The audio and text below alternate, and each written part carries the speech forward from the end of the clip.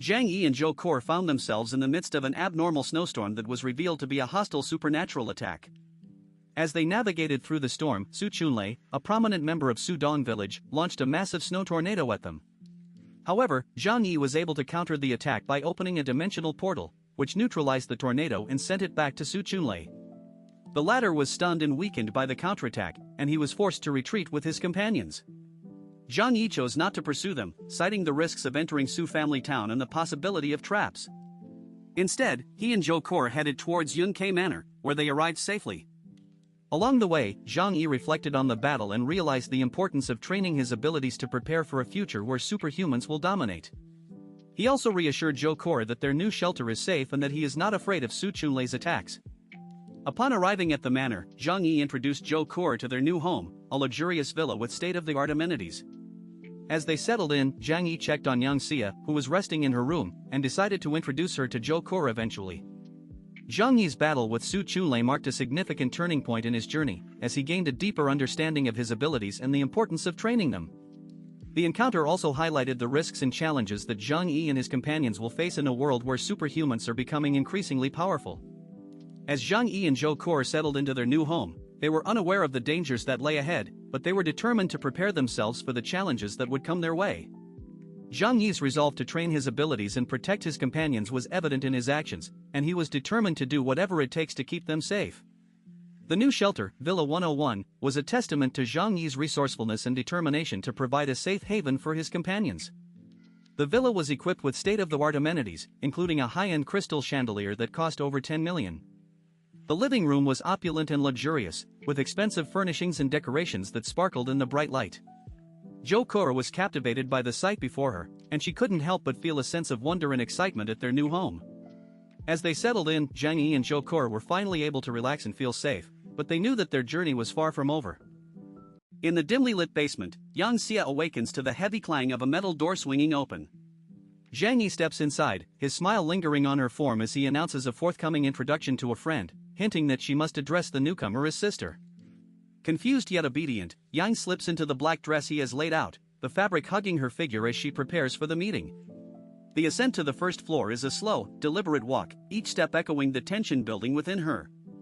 When Yang finally enters the living room, her eyes lock with Zhou Kor's, and the room freezes. Both women cry out "It's you," in unison, the shock quickly turning into a bitter confrontation. Zhou Kor declares Yang her cousin, exposing a tangled family history. Yang's mother bore the Zhou surname, linking the two women as aunt and niece within two prominent scholarly lineages. The Zhou family, renowned in medicine, and the Yang family, celebrated for academia, view Yang's choice to become a top-tier actress as a disgrace that tarnishes their reputations.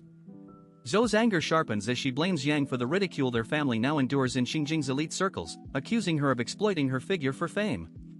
Jiang Yi watches the exchange, his gaze lingering on Yang's exposed form, and his comments echo Zhou's disdain, reducing Yang's talent to mere physical allure. Sensing the escalating hostility, he steps in, demanding an end to the past grievances. He declares that from now on there will be no young ladies from scholarly families or top-tier actresses in the shelter, only neighbors who have survived together.